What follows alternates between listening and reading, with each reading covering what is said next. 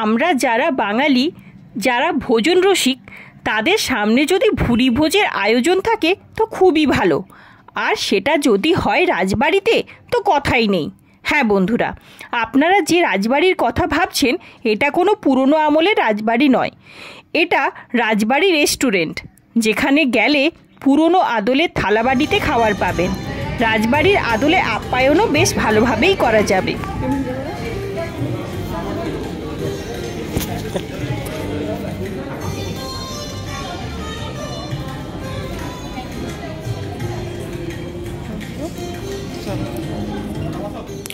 তবে বন্ধুরা চলুন দেরি না করে ঘুরে আসি সেই রাজবাড়িতে।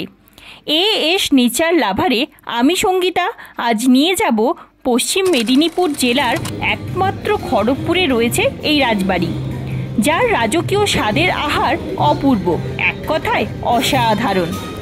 এই রাজকীয় স্বাদের ভাগ নিতে আমরা চলে এসেছিলাম দুপুরবেলাতে। প্রথমেই আমাদের বরণ করে ওয়েলকাম করা হলো, তারপর আমরা চেয়ারে বসলাম। অ্যাম্বিয়েন্সটা দারুণ ছিল।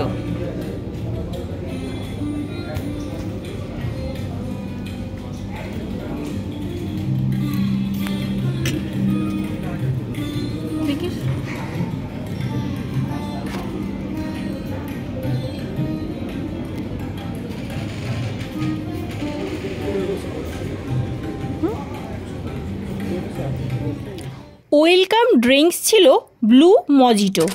তারপর একটা পাত্রে জলের মগ নিয়ে আসতে আমরা নিজেদের জায়গাতেই বসে হাত ধুয়ে নিলাম।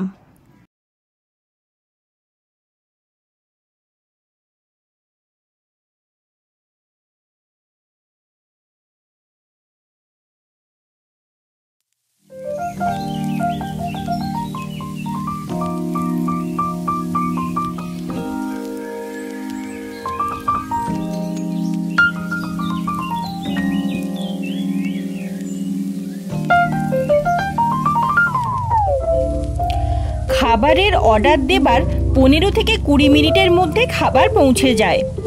রাজবাড়ির স্পেশাল থালি ছিল বাসন্তী পোলাও, সাদা ভাতের কম্বিনেশন, 5 রকমের ভাজা, স্যালাড, লেবু, 2 রকমের সবজি, সোনামুগের ডাল, কড়াইশুঁটির কচুরি, সঙ্গে তরকারি আর চাটনি, দই, মিষ্টি, পাঁপড়, পায়েস।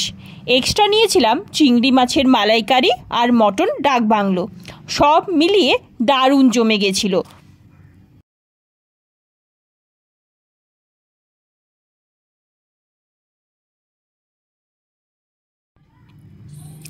সব মিলিয়ে পকেট ফ্রেন্ডলি বাজেট ছিল। শেষ পাতে ছিল মিষ্টি পানের বাহার।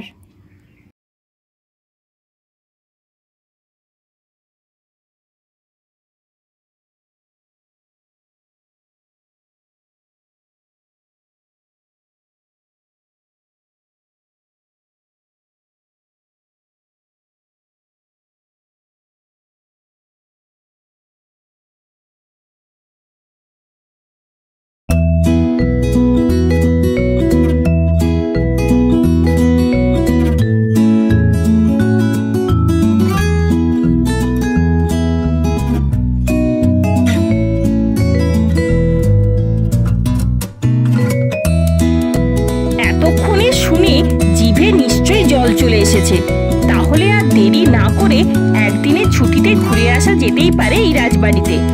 অন্তত একদিনের জন্য নিজেদের রাজা রানী তো মনে হবেই, এটা আমি কথা দিতে পারি। ঠিকানা আমি ডেসক্রিপশন বক্সে দিয়ে দেব। আমার এই ভিডিও কে কোথা থেকে দেখছেন কমেন্ট বক্সে অবশ্যই লিখে জানাবেন। এই রকম প্রচুর ভিডিও নিয়ে হাজির হব আপনাদের সামনে। ততক্ষণে আপনারা ভালো থাকুন, সুস্থ থাকুন, আনন্দে থাকুন। ধন্যবাদ।